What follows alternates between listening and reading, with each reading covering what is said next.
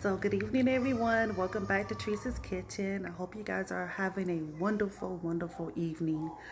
Tonight, I decided that I'm going to be making a soup for my family and I. Since it's been cold the last couple of days, so what I plan on doing is making a split pea soup. Um, and I'm gonna actually cook it in the crock pot so I won't have to be standing over the stove. And it's gonna slow cook for a few hours, and by the time I get up, it's gonna be ready.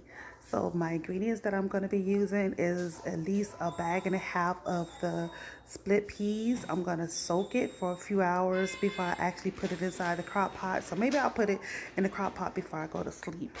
And then when I wake up, it's done. I'm going to have some chopped up potatoes and carrots in it.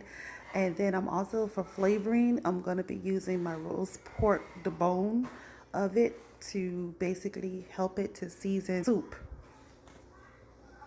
Why I said a bag and a half, because one bag of split peas serve up to 7 servings, and I just want to make sure by the time it cooks down that it's going to be really good for whoever wants to eat it, and it'll be enough for everyone. And I have my carrots, I already have my potatoes soaking, and this is the bone that I was talking about from the pork shoulder that I made the other day. I decided to reserve it. And this is just some of the seasoning. You don't have to put it in there, it's your choice. I can't tell you exactly how many carrots and potatoes or how much beans to use. At the end of the day, we just hope, and this is the star of the show, the crock pot in the back, that everything comes out perfectly. So I'm just going to go ahead and put some water over the beans and allow them to soak and clean them, and then we'll put it in a pot later today. So good morning, everyone. I basically allowed the beans to just soak overnight. I was so tired. I didn't feel like doing anything. So this is what happened once I put the water over the beans. So I'm going to wash them and make sure there's no wear particles in it. And then I'm going to place it inside of the crock pot, allow it to cook on low until I get home. And hopefully by the time I get home, it'll be nice and done. I'm going to put the potatoes, carrots, and also the bone that I was showing you yesterday inside of it. And when I come back home, I'll show you the ending results. And of course, I'm going to season it.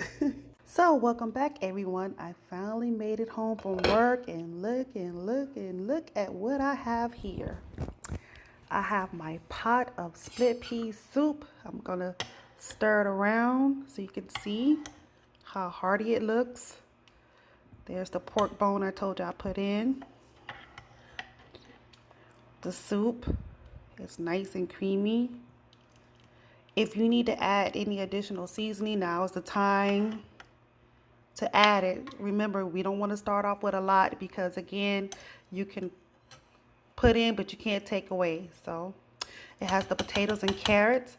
I have my split pea soup served up with my jalapeno cheddar corn muffins that I made. On top of the soup, there's also some pork that was fried, and I just put it on top. So I hope you enjoy this wonderful recipe on this winter night. The soup is nice and creamy. Again, it has potatoes and carrots in it, seasoned to your choice. And again, I hope you enjoy my recipe.